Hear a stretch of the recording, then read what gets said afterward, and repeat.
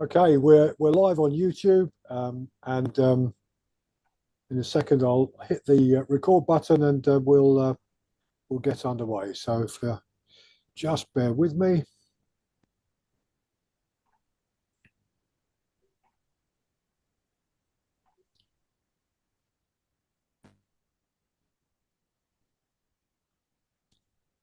Okay, a very big welcome to Pennine Ham this evening. Delighted to see club members and one or two new faces in the room here tonight.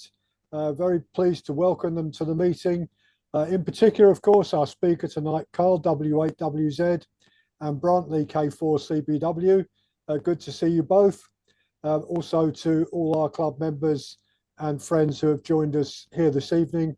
And a welcome, of course, to Bob, G3VXJ, down there on the south coast as well. So tonight's meeting is one of several we've got on antennas, and particularly antennas that we can use portable. And as I think I said to Carl in one of my early emails, building antennas and playing with them is one of the great joys of life for radio amateurs nowadays, partly because radios nowadays are so complex. Yes, we can still build a one valve transmitter or even a 2 or 3 semiconductor transmitter, but we can't do with it what we can do with a modern radio. Even the cheaper end of them are just amazing in comparison to what we had to deal with many, many years ago. But what we can do is play with antennas and bits of wire and sometimes a bit more than that. And in particular, play portable. And we've got a group of people in this room here, many of whom very much enjoy portable operating and having fun with portable radios. So we've been having a series of talks. You're in the middle of these ones just before Christmas, Carl. Next week, we've got Steve, AA4BW, who's going to give us a talk about telescopic poles. And when I mentioned that to my wife a couple of weeks ago, she said, "How are you having a whole meeting, Nick, about telescopic poles?" And I said to her, "Look, you don't understand. These are very important." She said, "Is that why you've got about 10 of them in the cupboard there?" So I said, "Obviously." So that'll be interesting as well. And in the new year, we're starting off the new year.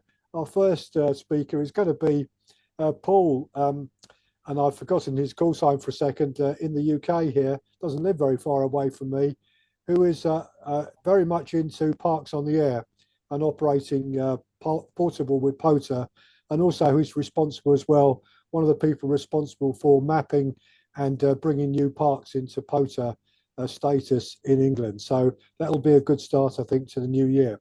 So with that, Carl, what prompted me was another US amateur who's in the room here tonight, a member of our club, Bob, N4XAT, up over there on the bit higher up from you, Carl. You're down in New Orleans. He dropped me an email a while ago with a copy of the CW Ops, the latest magazine, which I hadn't seen. And although I actually am a CW Ops member, but I hadn't read the magazine, and I saw your article. And I immediately thought this would make a fantastic talk. That coupled with your QRZ page, and I'm probably going to steal one of your jokes you're going to come out with when you talk tonight, Carl, but I couldn't resist it. When we go operating portable here in the hills, you know, the worst we can face here in the north of England is rain and snow and horrible wind. That's probably the worst conditions we're going to face. I did have some wild horses up on the hill in the location I was hoping to operate on earlier in the year. So I gave them a miss because they can get a little bit frisky. But I see you have to deal with alligators when you're going out on your portable operations. So we'd be very interested to hear about the scrapes you have out there. So Carl, without any more ado, I'm going to hand the microphone to you and let you take it away. Okay, thank you, Nick, very much. Well, I appreciate the invitation to speak to your club. And since you got in contact, I looked up your club on the internet, and I'm just so impressed with what y'all are doing. I think it's great to gather, and I feel a sense of camaraderie with you because your radio club is fairly new, And the little club that we have here is also fairly new. So I just love to see ham radio growing and thriving and connecting, and clubs forming for people to support one another.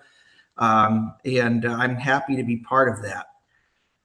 I am much more suited to radios with valves than I am with computers with screens. So forgive me if I don't do this right, but I'm going to try to share my screen now with a PowerPoint presentation. Let's see. Okay.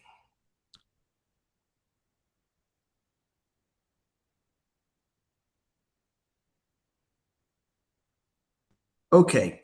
Can you see that okay? That's excellent. Very good. Okay, perfect. So this antenna is very interesting. You can see a picture of it in the screen there. And what's appealing about it is that it costs less than $300 US total.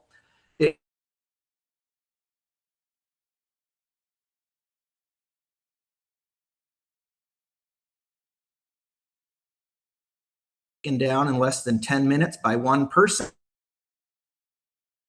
Ropes. It can handle legal limit power, which here in the United States is 1.5 kilowatts, and it offers 5 dB of gain. So that's pretty cool for little antenna system. So I'm going to talk a little bit about it here. Kind of the agenda for this presentation will be the portable vertical antenna that it's based around. Obviously, a cubical quad is based around a loop as the driven element. A Yagi is based around a dipole as a driven element. This is based around a quarter wave vertical as the driven element. So we'll talk about that antenna. And then the idea for the beam, where it came from, kind of the component procurement. So if you'd like to make one, where you can get the parts, the assembly of it, and then the use of it. And the picture here on this slide is of those of us who are in this little radio club that kind of birthed the idea of this antenna. Myself there on the left, John K4EB, who is at work right now, so couldn't join us, and Brantley K4CBW, who is on the call. And these pictures were all taken at this year's Dayton Hamvention, where the idea for this antenna came to be. And you can see over Brantley's shoulder, the vertical antenna, the telescopic vertical antenna there in the middle of the field. And Brantley is actively making some CW contacts there at a POTA, Parks on the Air event. All of these pictures were taken there. So the next slide here, this is a map of the United States. And this is important because the geography of the United States plays a lot into this antenna as well. I grew up here in Michigan, in the Midwest, and then I've lived in lots of different places. And most recently, I lived in North Carolina. And I've always enjoyed ham radio. I've been a ham since I was 15 years old. So the vast majority of my life, I've been a ham. And what I've learned about antennas is from talking to other hams, from experimenting, from seeing what other people do, and from reading the antenna books and the magazine articles and listening to presentations like this one at radio clubs. And to be honest, I never used a vertical antenna very regularly at all. And the reason for that was I'd always been in places where there were tall trees.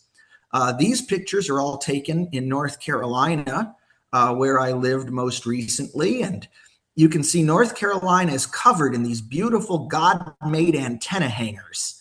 They stand, 100 foot tall. They have narrow bottoms and wide branches at the top, so you can get a line up and you can get a wire antenna 100 feet into the air pretty easily throughout most places in North Carolina. And when you can get a wire that high in the air, it's hard to argue with anything else. It works very well. And so that's what I always did. But then I moved from North Carolina here down to the bottom of the United States on the Gulf of Mexico in New Orleans, Louisiana. And here things are a little different.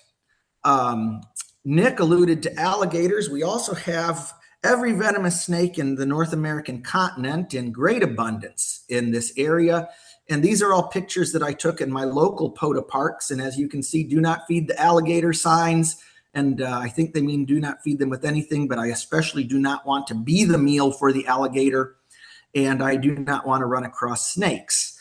So the other problem that we have is not only do we have a lot of snakes and alligators and ants and bugs and things that bite in the parks, we lack tall trees. If we have a tree that's 10 to 15 feet tall, that's considered a very tall tree in this area.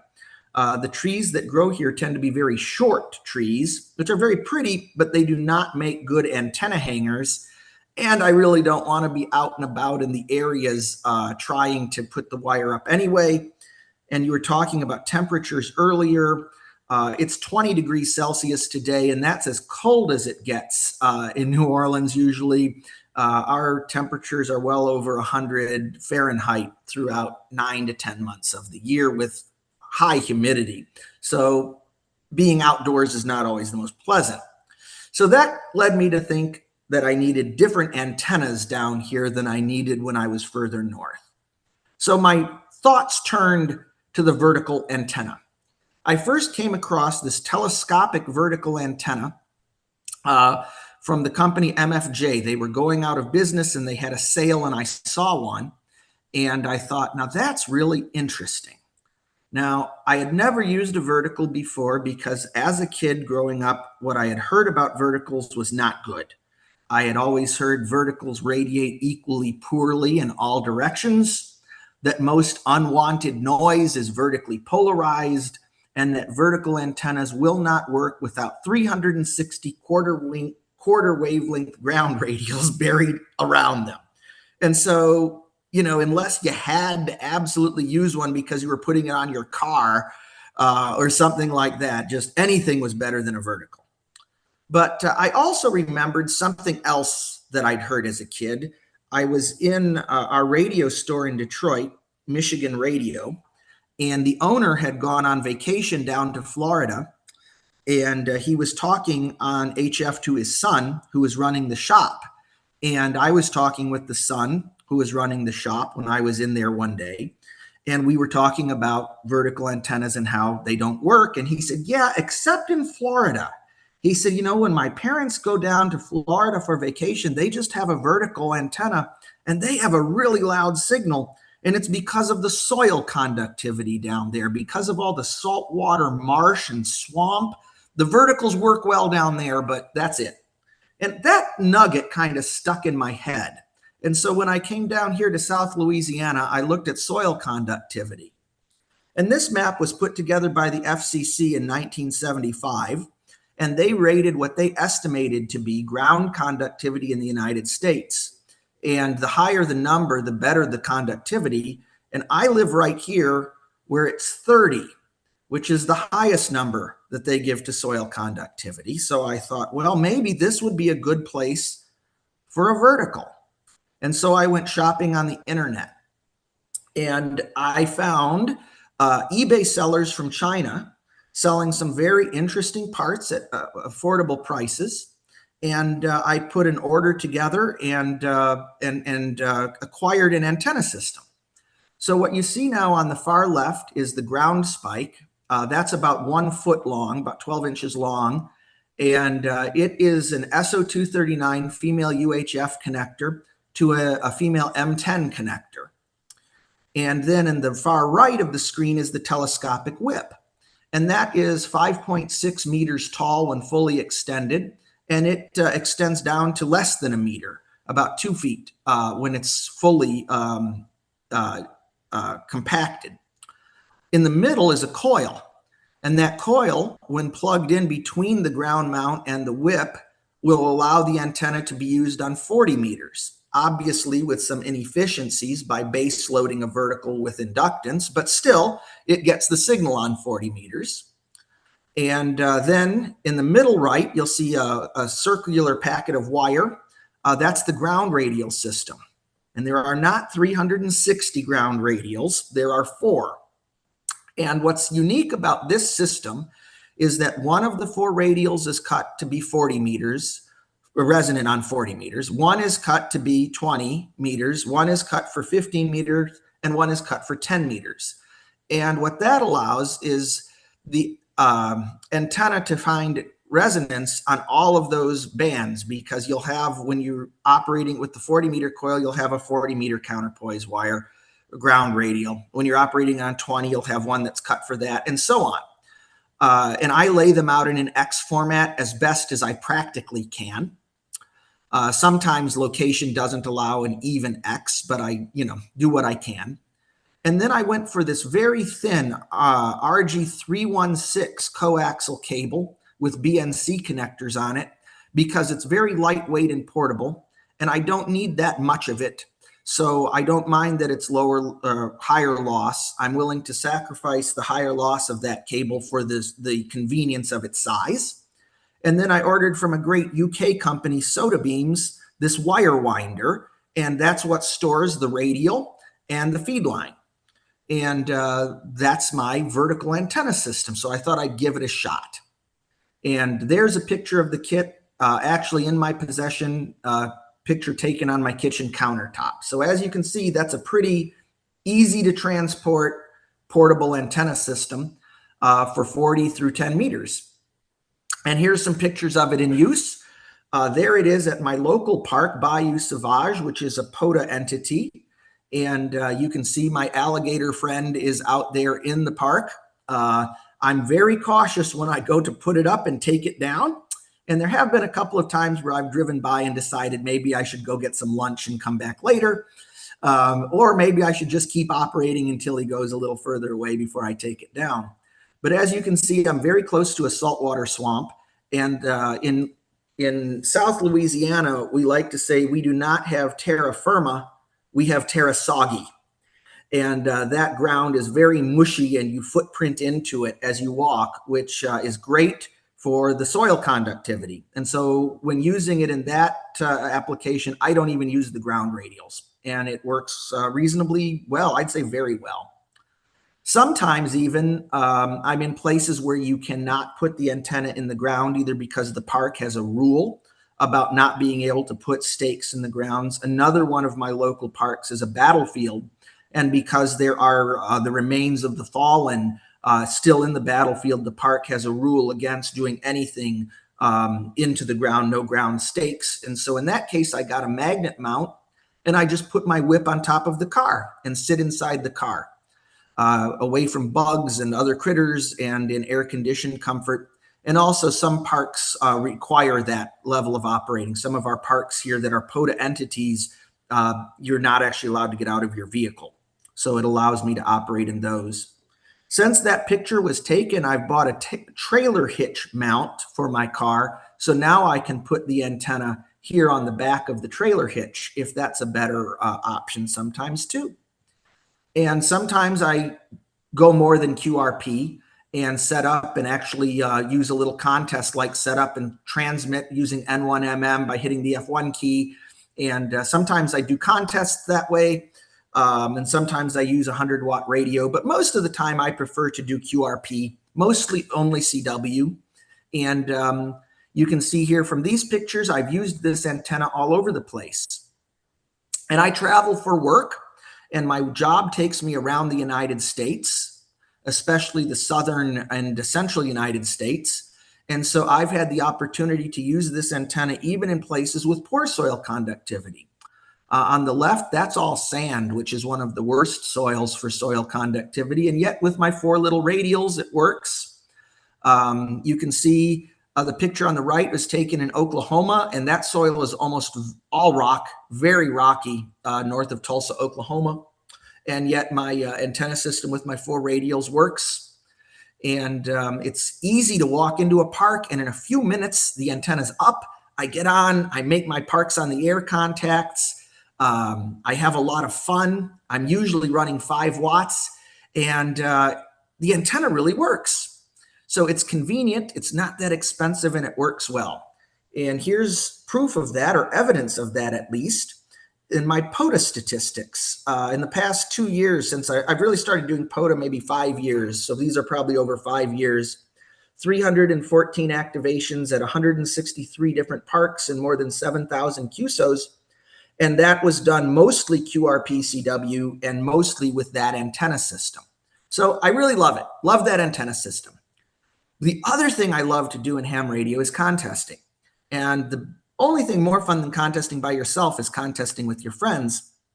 And so we've started our little ham radio club here, the Pinecone Amateur Radio Club, and we like to go do portable multi-multi. So we will go to a park or anywhere we can find space, really. We'll rent a cabin, rent an Airbnb, and set up a multi-multi station. And Brantley and I do mostly CW, and John does phone, although he's learning code. And we usually set up 2 transmitters and try to do the best we can. And here's some photos of us doing that. The top left was field day, and that was several years ago before we switched to using Yaesu FTDX10s. The multi-multi radios are hard to find, and the FTDX10 is a very good solution for us. But in that case, it was before then we were using FT990 for voice and an Omni 6 10-Tech for CW. And then in the bottom picture, that's Brantley this winter at a cabin in Western North Carolina. And then in the right, we rented a cabin in Virginia for the Virginia QSO party. And it was during that time that we really started to have to work on a lot of antenna solutions and interstation interference issues. In the Virginia picture, you'll see a bandpass filter in there, and we still suffered with some interference station to station in there. Then we went to the Dayton Hamvention. If you've ever had an opportunity to go to Dayton, Ohio for Hamvention in May, you'll know it's a wonderful experience. A lot of hams, a lot of vendors, a lot of forums and education, and a lot of clubs have dinners and banquets and gatherings, and everybody's happy to be together doing ham radio. And while we were there this past May, we stumbled across Mecca.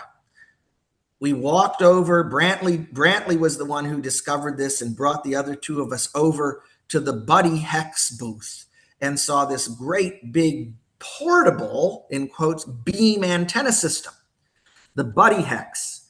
And it's on a 30-foot tall mast, and it has 5 dB of gain, and it's a hex beam antenna, and you can take it portable, and it comes in these big bags that you can transport it in the back of a pickup truck, and it has the guy ropes so that you can put it up. And we looked at it, and Brantley and John were very eager about this, and I was kind of the joy kill pragmatist, and I said, oh my gosh, but look how heavy that is. Look how much time it's going to take us to put it up, and where are we going to store it, and it's going to be heavy. Plus, look how much money it costs. And I, just being a negative Nancy, and Brantley says, yeah, but Carl, how fun would it be to have a beam when we go to do our portable contesting? And I said, well, that is true. So that got me to thinking, why not make a 3-element beam using the telescopic vertical antenna that I like so much? I thought about it. I said, well, it would be cheap. It would be lightweight, easy to store and transport. I thought about it, and with my limited knowledge of ham radio antennas, 30 plus years as a ham and reading a lot of books and articles and seeing it should work. So why haven't I heard of this before? So I started doing a little bit of looking around the internet, and I found a June 1971 QST article by Jerry Sevick, W8WZ A, entitled The W8WZ 20-Meter Vertical Beam.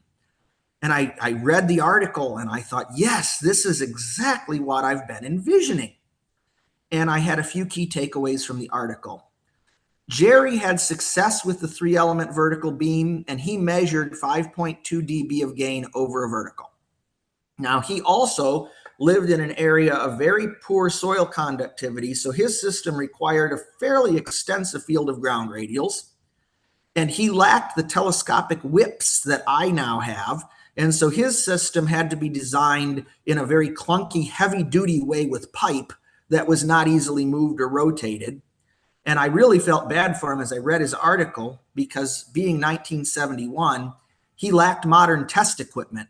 And so when he was trying to do his impedance matching, it was very laborious. He had to do a lot of math to kind of get in the ballpark and then test it with an SWR meter and then do a whole bunch of trial and error until he could match impedance, whereas I use a modern antenna analyzer, and I did in minutes what it took him hours to do. But I read that article and I thought, that's proof of the concept. I can do this with modern parts. This is from his article. You can see in the upper right-hand corner in that grainy picture, that's a picture of his beam in his yard. On the top left, that's his spacing, what he figured was the best spacing for it, which is very much close to just the standard math that we would do to make a Yagi out of dipoles with the director, the driven element, and the reflector, and the spacing. On the lower left, you see the horizontal directivity pattern, and it's got a beam width of 84 degrees and 5 dB of gain.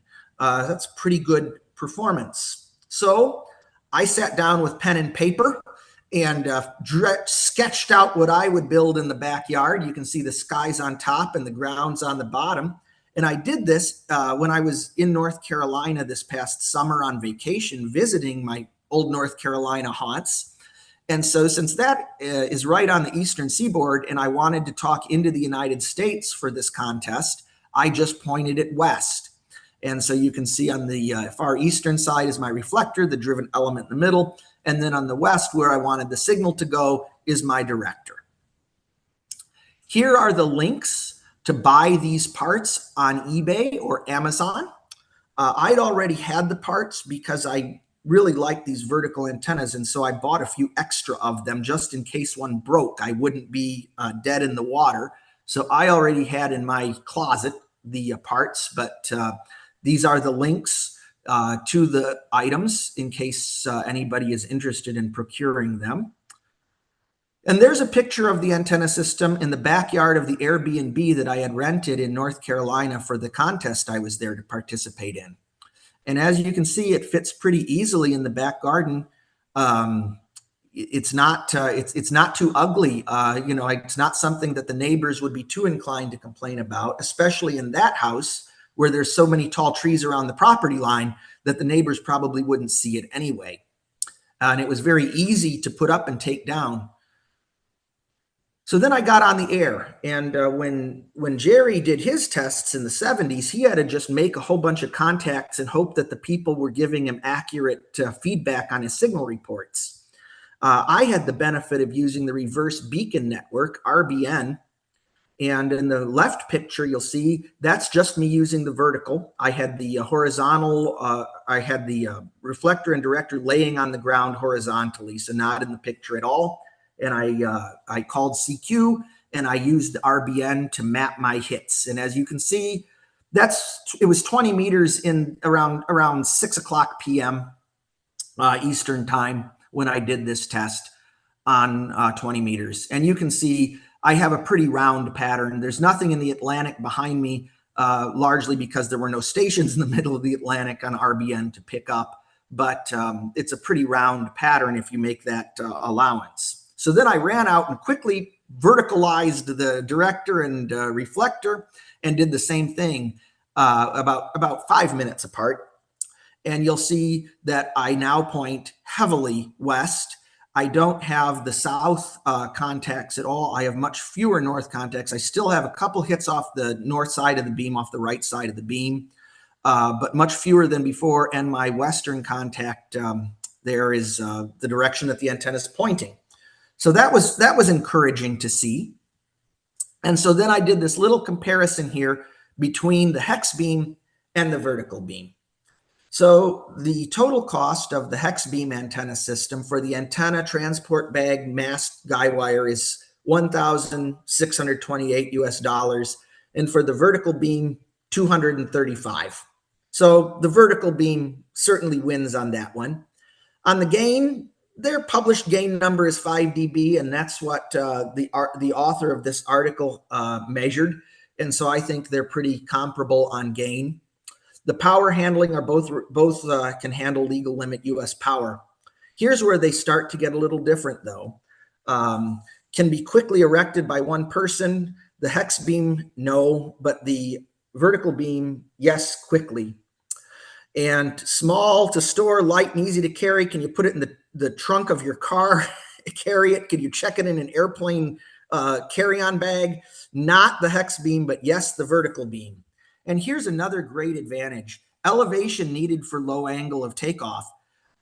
You needed at least 30 feet off the ground for a 20-meter beam, horizontally polarized antenna. So you need a 30-foot mast for the hex beam, whereas the nature of vertical antennas having a lower angle of takeoff by their nature allows for the antenna system to be ground mounted and still have a low takeoff angle. So those are very strong arguments to me that the vertical beam is a good antenna. Here are some hints and ideas that we've had as we've been using it, and ideas that had kind of come through usage. First, and this was from John K4EB, make the radials different colors. And the reason is, one of them is cut for 40 meters, one's 20, one's 15, one's 10. When you're unspooling them, sometimes you're not in a place where you have equal distance in all directions. You might be able to stretch that 40-meter wire out in one direction, but in the other one, you don't have the direction, so you want to put the short wire in that direction, as you're trying to set this up in a park or something. And if the radials were different colors, you'd know right away which is the long one and which is the short one, so it would make laying it out when you're setting it up easier. Thought that was a good idea. Also, these antenna radials are connecting to the base of the antenna using a spade clip, a spade connector. And that wears out over time. And I'd say every couple of months, I need to take a pair of pliers and tighten them up again. Whereas if we'd used an alligator clip, we wouldn't have that problem.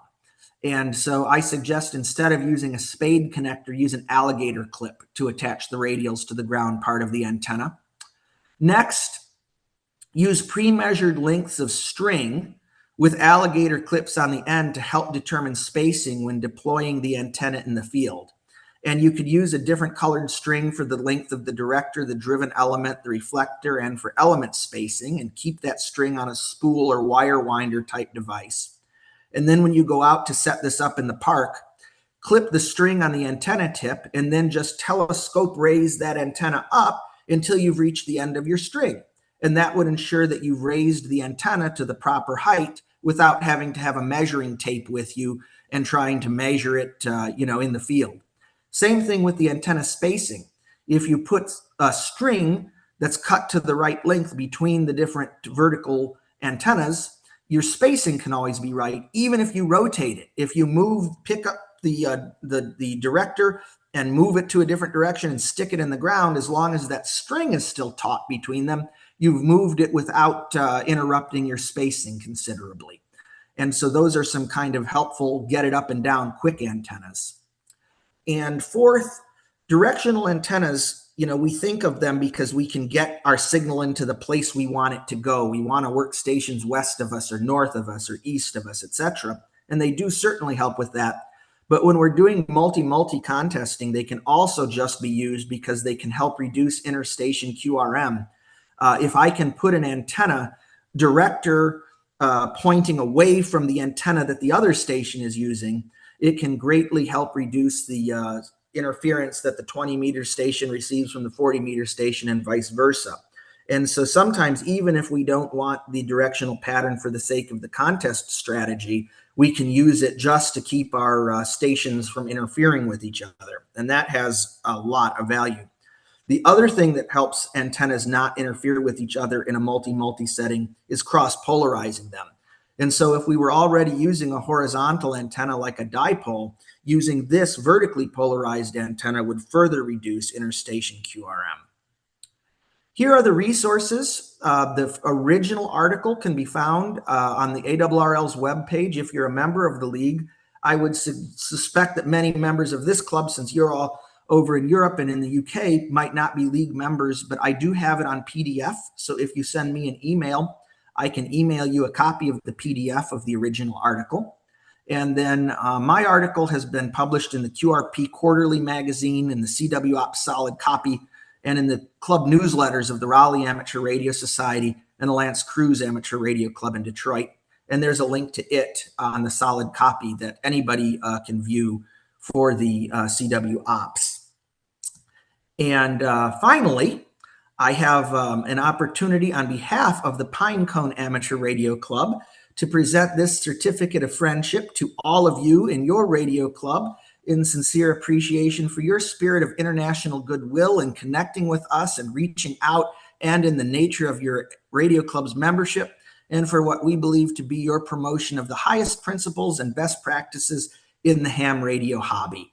And our club is happy to join with you in making this ham radio club successful. So that's my presentation. Carl, that was absolutely superb. Really enjoyed it. As I'm sure various other people in the room did too. When I said I had a cupboard full of about 10 telescopic poles, I forgot to mention I've got about 4 of those Chinese telescopic whips as well.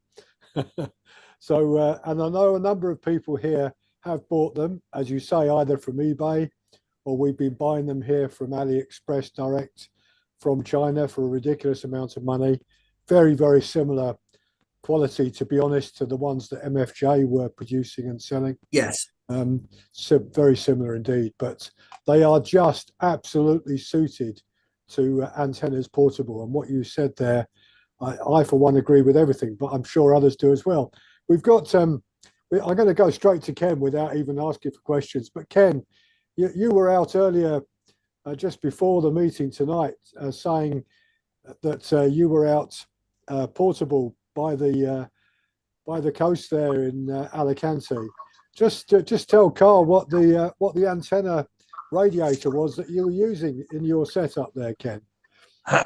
Well, it's on a trolley, Carl. It's on a 2-wheeled trolley, and I've got a Chinese, one of those stainless steel whips, 5.6 meters long, and it fits in a sleeve on the side of the trolley. And I don't use any radios because I use a ground tuning unit through the trolley. Mm-hmm. There's 1 or 2 doing it now in the UK. It seems to be a big thing, but I come down to Spain because of the salt lagoon water. And it helps. Salt water is the best antenna friend you could have. Well, yes, I think it was yesterday. No, it wasn't. It was the day before. I was calling CQ and Victor Kilowatt 9 Delta X-ray answered me. That's basically speaks volumes, doesn't it, really? So I was the only station that could be heard out of Europe. Yeah. And I think Ken only runs, on his portable ops, you run 70 watts, I think, Ken, generally, don't you? Yeah, about 60, 70 watts, that's all, on battery power, lithium iron phosphate batteries, and everything's mounted on a 2-wheeled, well, I call it the radio trolley. It's a sack trolley. I don't know what you call them in the States. Sack, whatever, I'm not sure. But I've also got a beach trolley with 4 wheels. And you can mount one of, I've got a fixing to mount it in the summer. This is more for the summer. The same antenna on the mounting on the corner of the 4-wheeled beach trolley, and again it works equally as good. I can't fault them. I think I heard early in my radio life a saying, verticals are for boys and beams are for men. And I think the people that said that didn't know enough about vertical antennas. I have become a convert. I wish I would have found this out earlier in my ham radio life instead of just in the past 5 years. But I have become a convert to these now. And my friend in North Carolina, where they do have these nice trees, have started using these too, just out of convenience. Because if you have 20 minutes or an hour to get on the air to do a park activation, wouldn't it be nice to spend as much of that time as possible actually making contacts instead of throwing your wires up into the tree with a beanbag? You know, it's just gives you more airtime if your antenna goes up quicker. Also, some of our parks are easy to use for ham radio, and some of them really, you don't want to bother the primary users of the park. If people are out there with their dogs or their kids playing baseball, or out for a nice romantic walk around the park in the beautiful trees, you don't want to disturb them with your beeping noise of Morse code hobby. And so if I can have a very discreet, non-invasive antenna and put on my headphones and send my code with the key so that no one hears me and I'm not bothering anybody, I'm being a better neighbor, and a better ambassador for the hobby, and probably less likely to get thrown out of the park by the park ranger. Absolutely, yeah. When I was out tonight, I took a pair of headphones with me in the box and torchlight, because it was dark when I set up. And I think it took me, from the moment I actually stood still with the trolley, it took me three minutes to deploy the 5.6 meter antenna, put everything together, clip it to the base plate, and I was up and running. 3 minutes. That is fantastic. Yeah, it is. And I travel for work a lot, and I don't have a lot of time because I'm between meetings. But there's might be a park on the way, and I've got 20 minutes. So I can pull off into this park and get my activation. And it is kind of funny. Brantley jokes with me a lot about what do the neighbors think, because I'm traveling for work. So I'm wearing a suit and tie. And, I pulled off into this park on the side of the road, and here I am wearing a suit and tie, doing Morse code out of, this little park. Looks a little strange probably to some people going by, but I have a lot of fun. And if I had to spend a lot of time with a complex antenna system, that wouldn't be possible.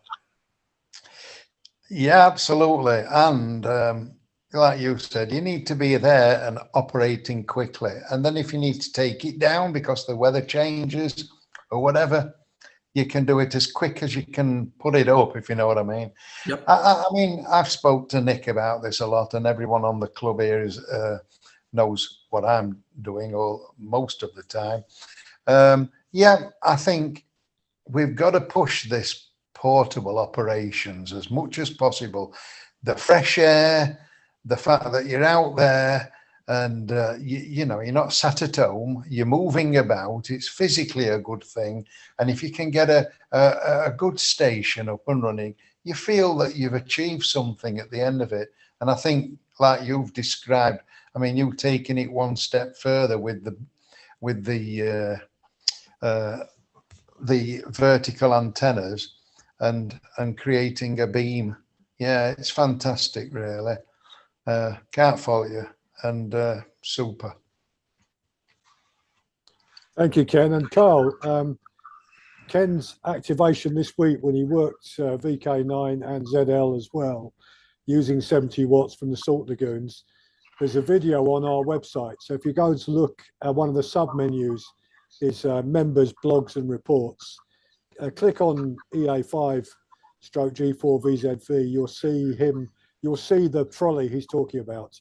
It's the kind of thing that dockers would use unloading a ship in a harbour, where they're putting stuff into a barrow and they're pushing it across to put onto a lorry or take somewhere else.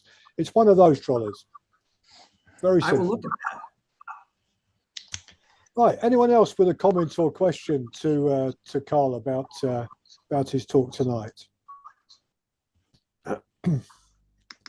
And we've got people here, Carl.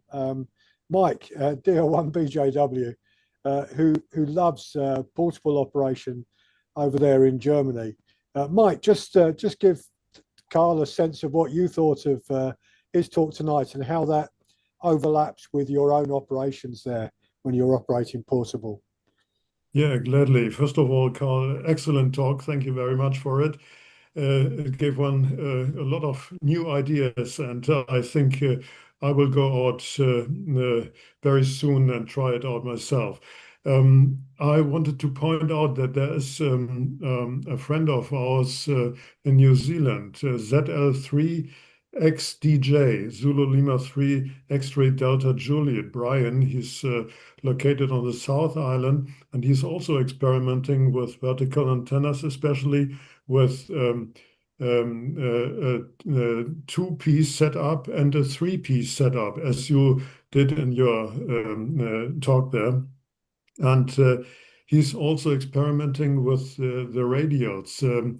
He does something with radials on the ground, but lately also with elevated radials. That is to say, they connect about 1 meters above ground, I think, and the antenna, of course, above that. So he's got very good results with that, and he's got a video channel on YouTube. You could look it up if it is of interest. Zulu Lima 3 X-ray Delta Juliet Brian.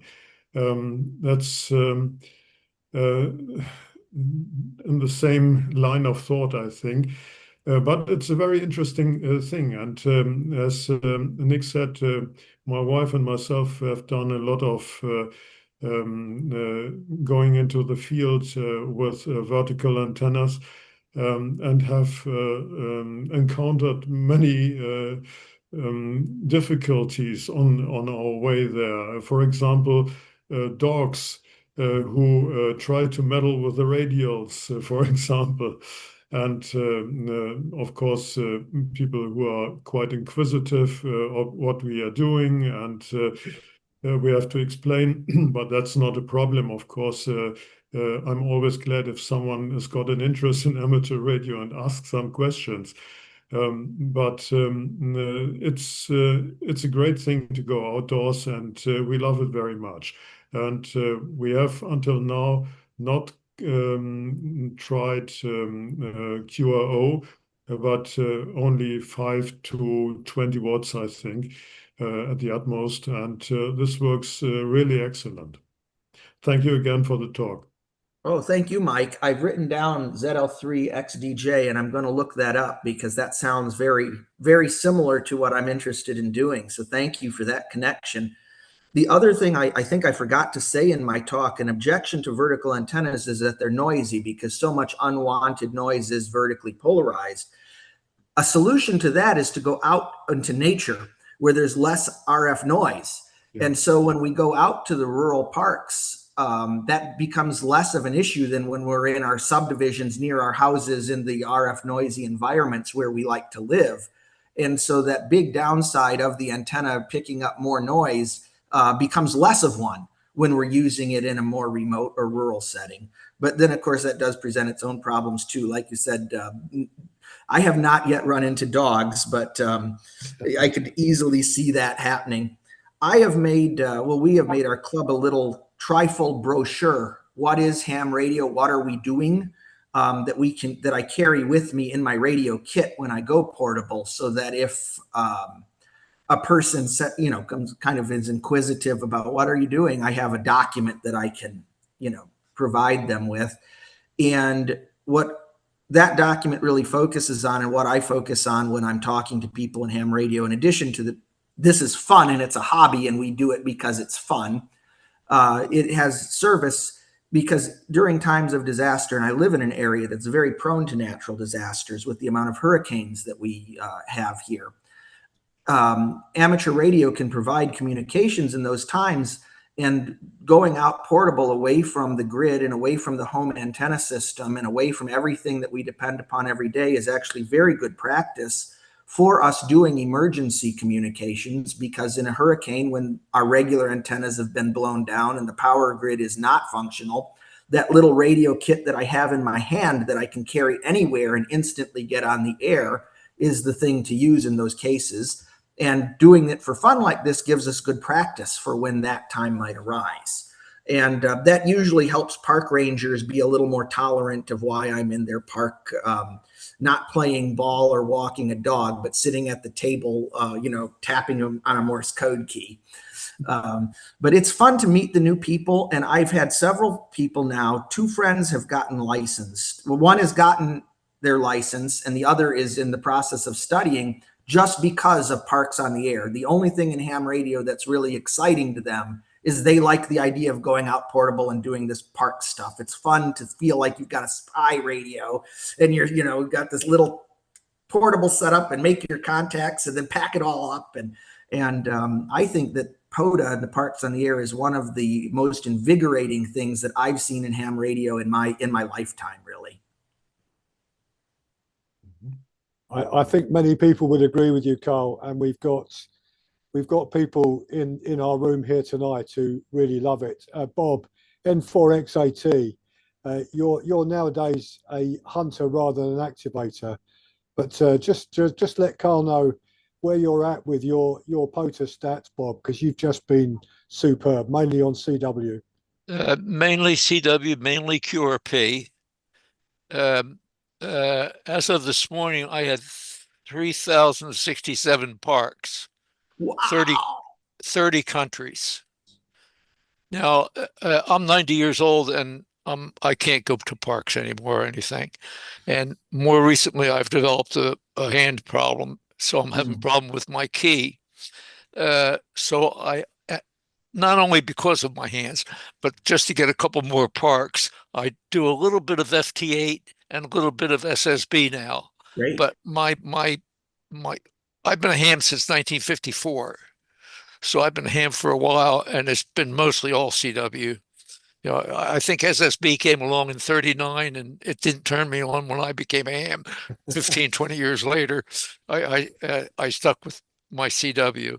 So most of those POTA contacts are CW contacts.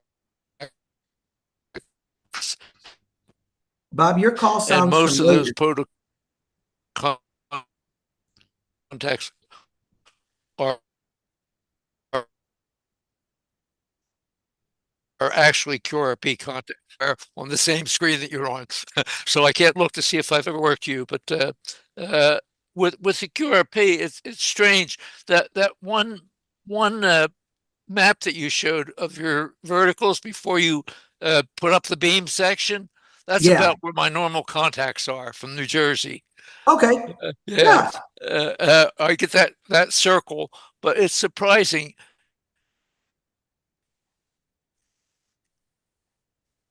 It's surprising the DX that'll come in and for a few days, for instance, about a month ago, almost every day I could hear people in GM land, you know, and I made contacts then, and that most of my DX contacts are that way. And like I said, I have 30 countries now. Of course, the main country is the U.S.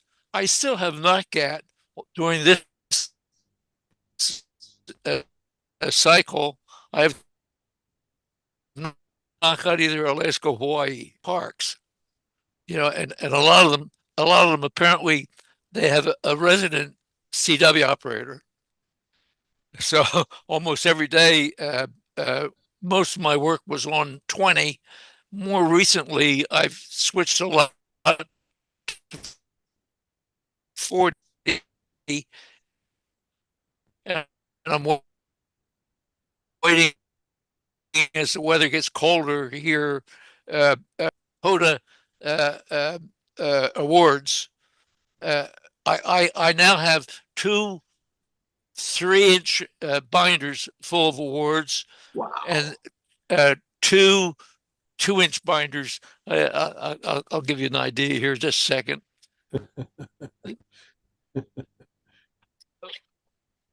Yeah, no problems, Ken. This is I don't know where I am here. This is just my QSL cards. This wow. one. And matter of fact, I got another bunch in today in the mail, which I haven't opened yet. But I have one that I just keep the standard award in, and then of course they have that new deal where you get a badge. Well, I have 2,400 over 20. I think it was 2,400 this week. Early morning contacts.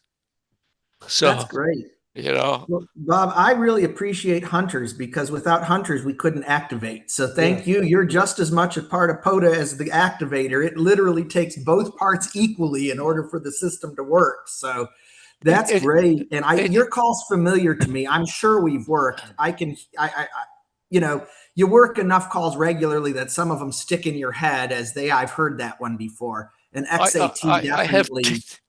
I have two stations that I've worked, park stations that I've worked over 300 times. I have two of them, you know, that I've worked over 300. Now, I started a little before you. I started in November of 2023 with Parks on the Air.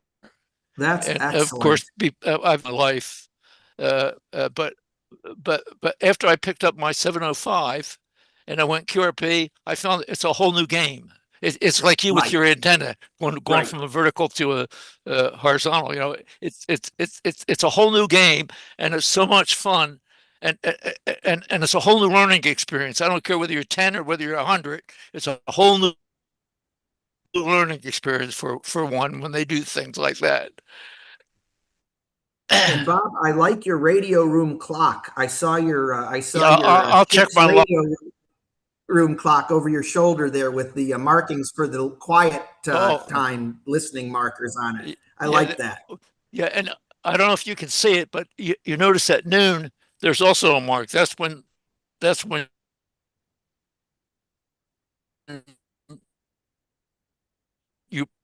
when the ships put out their regular call.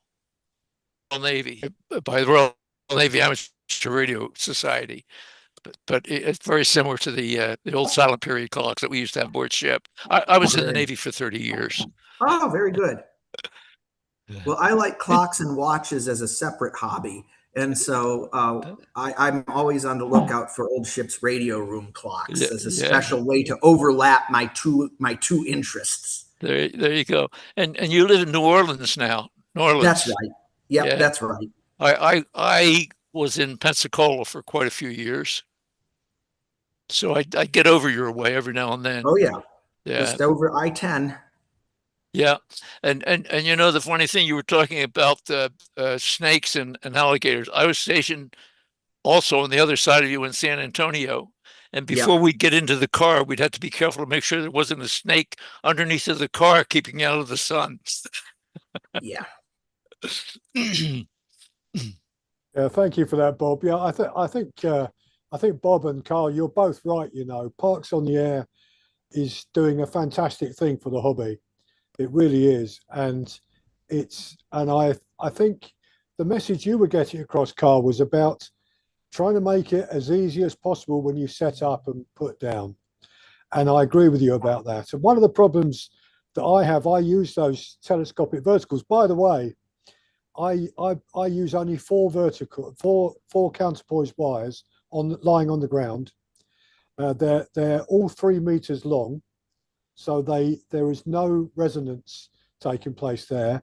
I use that for 40 meters, 20, 15, and 10.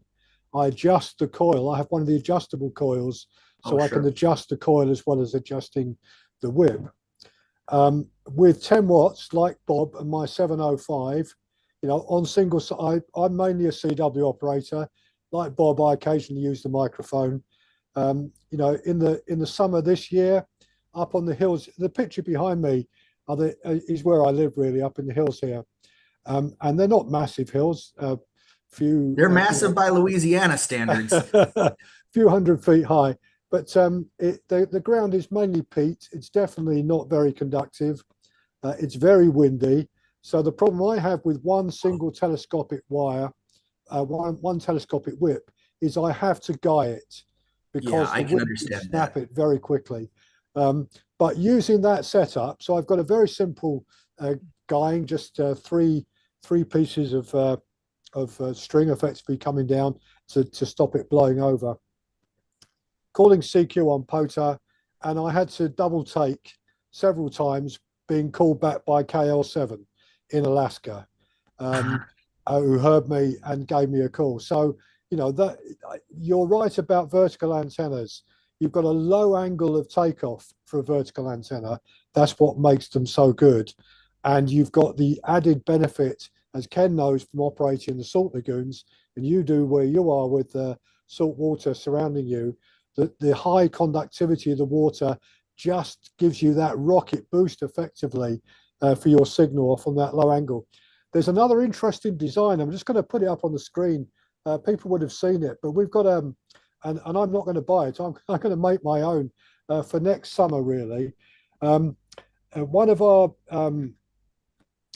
amateur radio dealers, we haven't got many left in the UK now, but one of them, Martin Lynch and Son, one of the three big amateur radio dealers in the UK, he launched a couple of months ago a vertical Moxon beam antenna for 20 meters. Oh, that would be fascinating to see. Made from wire. Now I'm gonna share my screen and put it up so you can see what they've done here.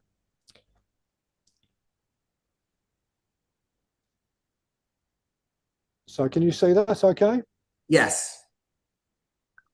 So first of all, I mean, what he's selling is a wire antenna. It's 2 elements. So if I just move my mouse over it, here's the driven element, and this is the reflector part of the Moxon beam. This is just a link, so the wire loops round in a kind of shape like that on both sides, and it's fed from this point here.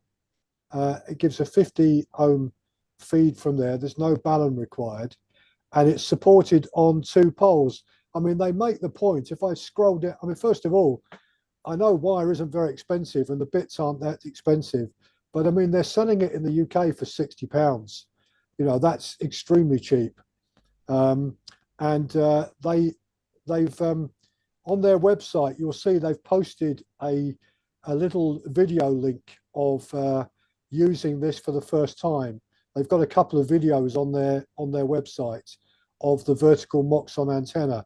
So if you just Google Ham Radio Co UK and look for this, you'll see this which they measured around 5 dBi gain from this 20 meter vertical Moxon. Again, handling up to a kilowatt if you wanted to do it. Lightweight and portable, easy to set up. A bit more difficult than yours, I think, but you know, reasonably okay to set up. Oh, that was interesting. That's very interesting. So I saw that, and then I saw almost the same time the CW Ops article from you about that 3-element beam. So I did the same as you. I went back to Jerry Sevick's article. I'm an ARRL member. The wonders of the searching facilities for QST are great Yes. on the site now. So I picked up Jerry Sevick's article. Jerry Sevick, I've got his books as well because he is the man that wrote about baluns and transformers, and he really was the guru, and was a very good friend of G3TXJ, who was the guy that invented the hex beam antenna, and they corresponded and worked a lot as well. So I knew of Jerry Sevick's work, but I didn't know of that vertical beam until I went back and saw the link to that QST article and downloaded it myself. So, you know, you've done us all a great favor here, because, you know, the holy grail that, I mean, I don't go out in my car. I go out with a rucksack and the stuff in my rucksack bag. So it's got to be, for me, it's got to be what I can fit in my rucksack. And then I'm happy slogging up a hill for a while to set up. But the holy grail for me is not very much, so very small in weight, and not too many moving parts. So when you arrive, I don't want to spend, like you, 30 minutes or 40 minutes putting it all up. I like it all to be up in 5 or 10 minutes, and I'd like it to come down as quickly as well. And that, for me, is the holy grail of portable operating, and an antenna that really works. I mean, I don't know if you've had experience yet of trying your antenna with the 40-meter coil. No, I want to do that. 40 meters generally, certainly during the day, is not as good as higher up. And I usually do all of my POTAs in the afternoon, which is why I haven't done but it's my goal to try that because it's very hard to get a 40-meter directional antenna in anybody's house. So if this could work on that, that would be very interesting. Yeah, so a 40-meter version of a 3 element beam would be interesting. And if you're out somewhere in a park or a big field somewhere, where I go to is kind of open land, so you can, I've got hundreds of feet to play with. You could set something like that up reasonably quickly, even for 40 meters. And that could perform quite well, I think, particularly again for DX working. But yeah, we're only jealous. I mean, we're jealous in our club, Carl, of Ken there, who's a member of our club here, because he goes out to Spain a lot and operates from the salt lagoons. So we're all on DX watch when he's out in the salt lagoons to see who he's working. And if we can hear him here, we call him in, and he's. I'm a bit like you, Carl. I was camping in France. Well, I go camping in France every year in the summer. So I use one of those vertical whip antennas as an antenna next to where I'm sat on the campsite. They're quite busy campsites in France in the summer. So I don't want anything intrusive. I don't want anything that anyone's going to talk about or interfere with their life or what they're doing. And that whip antenna with the simple wires on the ground works extremely well. And I've called Ken from not last year, but the year before, from where I was camping when he was out in the salt lagoons talking to a number of stations in VK, and Ken heard me and called me in. So I then had the privilege of working 3 or 4 of those VK stations whilst I was operating 10 watts using one of those telescopic whips and 4 pieces of 3-meter lengths of wire lying on the ground. That was it.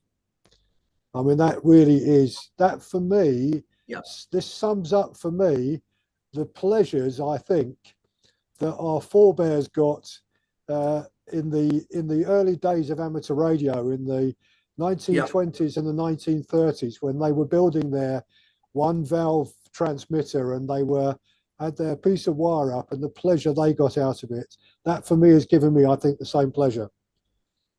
Oh, I feel similarly. My grandfather was one of those early radio amateurs, and I have built, it's on my QRZ page, a replica of his transmitter, which was 1 valve around the W8WZ A valve. And you just plugged it into the mains. It used AC, used 110 volts as the AC as the B plus because he couldn't afford a transformer. And back then they didn't care about such things. But today we have almost an equally thrilling technological revolution as they had with the miniaturization of radio and the batteries. I mean, we have, in my little Elecraft handheld radio, I can carry everything in my hand to make contacts around the world, antenna to battery and everything. And, we haven't had, I don't think, that kind of technological difference. I mean, it's such a different experience to be able to take this so easy to use, so portable. It is like the beginning days of radio, kind of that mystery and magic all over again. Yeah, you look on our YouTube channel, Carl. A couple of weeks ago, we had a talk at the club from a Scottish amateur, GM0EUL, who's a QRP operator, who decided he wanted to build a 1-valve transmitter, and he did. And the design he used was by a guy called Hans Summers, who is the guy behind the company called QRP Labs, who produced these amazing little QMX transceivers for operating CW on HF. They are just amazing pieces of kit. And Hans Summers, when he first got into radio, that was the first one he built. And Hans Summers was amazed because he's seen Peter's talk he gave to our club, and Peter described it as the QMX, the QRP Labs valve transmitter. And Hans Summers has seen this, and he's just he's just blown away by this. He was saying that, you know, someone's copied his design from when he was about 15 years old, and built a new version of it and had fun with it. So yeah, it's anyway. Look, I'm asking and making points to Carl, but there must be other people in the room who would like to join in this discussion. So please feel free to join in. Anyone want to make any comments? Phil, G4UDU, you go out operating portable quite a bit, particularly from your camper van. What do you think of Carl's contribution tonight? Food for thought, eh? Oh yeah, definitely. I mean, I've played about, actually going back a while, I played about with 2-element verticals back 20, 30 odd plus years ago, using a lot of the phasing designs that was in ON4UN's book. And I've tried them out. Yeah, so I've been there and done it and had all sorts of odd things I'd take out.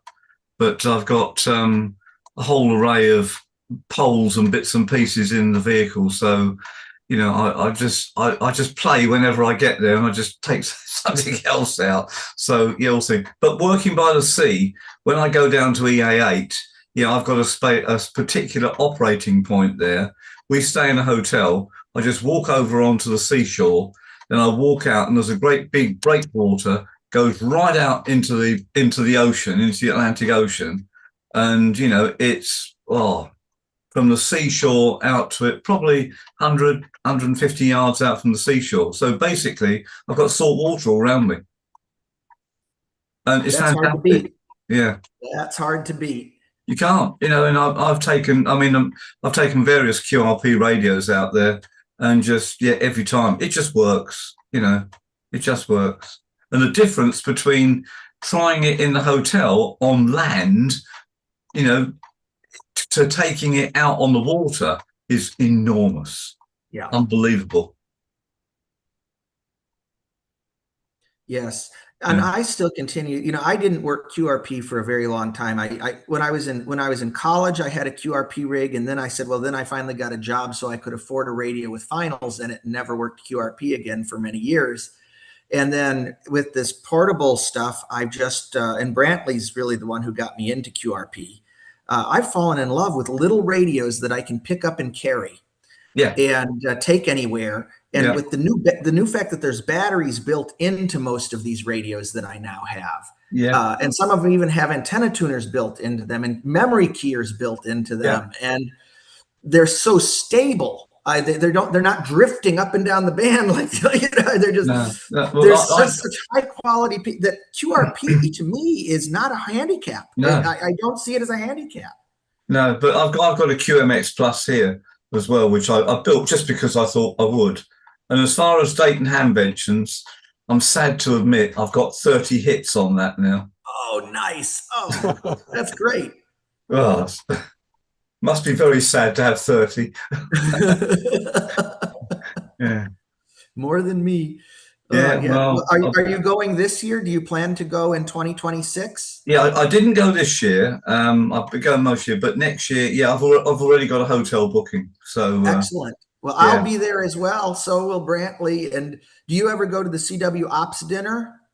No, I haven't done. No, I mean, the trouble is trying to work out what to go to, because there's so many different things on. So, correct. Which hotel are you staying at? I haven't made the reservation. My club in Detroit has a room block at a Holiday Inn Express, and so I book through them as soon as they tell me that the block is open. Yeah, I'll be at the Hope this year. So I've been at the Holiday Inn QRP one before for several years, but in Fairbourne. But this particular time coming up, I'm actually at the Hope over on the airbase. So I'm staying over there. I've been there before. I've been all over, all different hotels, and at the old venue. I was going to say, you've been going long enough. You've been a lot when it was actually at Harrow Arena. I've been to Harrow Arena when it was in April. Oh, okay. Yes. Yeah. When the flea market opened at 6 o'clock in the dark. With the snowy, icy rain. That's the one. Been there, done that. Oh, well, I hope our paths cross this year in Dayton. Yeah. It'd be great to have an eyeball CUSA with you. Yeah, I'll be there. I'll have to look you out when I'm there, but I'll be there for the full time. I'm out there at the show full 2.5 days, so I'm around. But the problem is you get there and then everyone's saying, oh, we're going for dinner so and so. Oh yes. It's all over the place. nonstop radio events. Yeah. There's only one place we go to on Thursday night, and it was tradition set up. Do you remember Bill N4AR? No. In Kentucky. No, that name doesn't. Big station, big CW operator in Kentucky, just south of Lexington, and he come across a place called Bullwinkle's Bistro Bar, which is down in Miamisburg, down near where Drake was. Yes. And we always go there on Thursday nights. No matter what else happens, we always go there on Thursday nights. So we'll be down there Thursday, but the rest of the time we could be anywhere. Yeah. Thank you very much, Phil. Yeah, I think, Carl, it looks to me like the radio club you've set up has got many of the same value, almost exactly the same values that we've got in our club. Playing with radio, using them wherever we can, taking them out portable, using them from home as well. Trying out different antennas. The other thing you can do, a couple of people in the club have played with using 2 of those telescopic whips to not so much to make an inverted V antenna, but to make a delta loop. So having a vertical delta loop antenna. And one of our members, he's not on the call here tonight, but I know he'll watch this on YouTube. Lou, G8KJJ, has built delta loop antennas for 20 meters, 15 and 10. So different lengths on each occasion, and he's modeled them on EasyNet as well. So all of them with a 50 ohm feeder, no need for a transformer on them. So just getting the angle and the lengths right so that it's fed with 50 ohms. And he's been working amazing DX with this, absolutely amazing DX on all those bands. So that's certainly something else to look at. That's another interesting thing to play with. I had a 40-meter delta loop when I lived in North Carolina, wire in my trees. The only bad thing with it is the trees didn't grow in the right spot, so I couldn't point it where I really wanted to point it, but those are great antennas as well. And doing it with those telescopic whips would be very convenient for 10. And I mean, I'm sure 20 would push it probably I'm sure he's got a way to stabilize it so it's not just the whip in the section. But yeah, that would be another great use of these whips. These whips are great and they're not that expensive. So you can buy 4 or 5 of them and play with them without breaking the bank. And they really do work. And it's just so amazing to me that we have these things. Yeah, I agree. Yeah, I mean, Lou's had great fun with this and great success with it. I mean, a number of us I've used wired delta loops before, but again, where if you look at the countryside where I live here and you go out walking there are no trees anywhere. So whatever, if you want to have an aerial high, you've got to take a pole. If you take a pole, you've got to guide that pole or have something to fix it in the ground with. So, and the ground is particularly in the summer months, is very, very hard indeed. Lots and lots of rocks and things inside the ground. So it's quite tricky. The only way of doing it is to guy. But once you start guying poles, you're adding time and effort, and trying to do that by yourself you can do it, but it's a bit fiddly. Yes. Yeah, I'm looking at your landscape there, and yeah, I do notice the lack of tall trees, and as you've mentioned, the wind, and that's a hard combination. Yeah. Right, before we say good night to Carl, anyone else got any questions or comments they want to put to him? Yes, Ken. Yeah, good evening, Carl. A wonderful talk. I must have got the wrong end of it, but when you were showing the photos of the vertical and the alligators, did you not say that was a 45-foot vertical? No, it's 18 foot and I extend it to about 16 foot. So it's the total length's about 18 foot. That's right. Yeah. Yeah. I thought it was about 40 foot, and I wondered how you got it up. No, that would be too much. That would be too much. They start to blow over. Yes. No, no, it's 20 meters. It's long enough to be resonant on the 20-meter band when it's fully extended. And then I can put the coil in the bottom of it to make it electrically longer so that I can use it on 40 meters. Yeah, when it's about 18 foot long from stem to stern as an antenna. Oh, well, there you go. It's wonderful. I've got 1,000 foot of wire in the garden in my place, which certainly does help. And I've got a clip on it so I can take it off, put it back on, and it does make a big difference. And to the tuning, of course. But there we go. And finally, thanks all of you, but happy Thanksgiving to all of you folks over there. Bob? Oh, thank you very much. Yes, that's tomorrow for us. Okay, Kathy, have a good time. Thank you. I miss the pecan pie and the pumpkin pie and all that. My son's over there with his wife. Unfortunately, she is a strict vegetarian, so they're having nut roast and mixed vegetables, and instead of beef Wellington, they're having some sort of weird nut roast. But he, of course, has just come back from here visiting me, and I've been feeding him steak the best part of a week. But there you go. Enjoy yourselves tomorrow. Oh, thank you. Just out of interest, what part of Michigan are you from? Detroit. Oh, Detroit, right, okay. Because I've been to Michigan many times. Yeah. Oh, yeah. I it's one of those parts of our country where the economy was all based around car manufacturing for 100 years. Oh, yeah. And when that kind of left us, the economic opportunities there kind of left. So I left when I turned 18 and finished high school, and have never been back other than to visit my parents, because there's just never been jobs, there. And so most of my friends who grew up that I went to school with also live all over the country. You frequently run into people from Michigan when you're in the United States because of that. We grew up there and had to move over here for work, sort of thing. Yeah. So it's a good place where lots of people are from. Yeah. No, I know someone that had a holiday cottage up at Petoskey in Michigan. Yeah, sure. Yeah, and then another after that, you've had one up in Paradise, Michigan, up on the UP. I know where both of those places are. Yeah. Those are towns I remember driving around with my family when I was a kid, and we were going around on vacation and such. Did you ever go up there in the winter? Yes. My uncle lived in Grayling, Michigan, which is pretty far north. And we would go to his house for Christmas.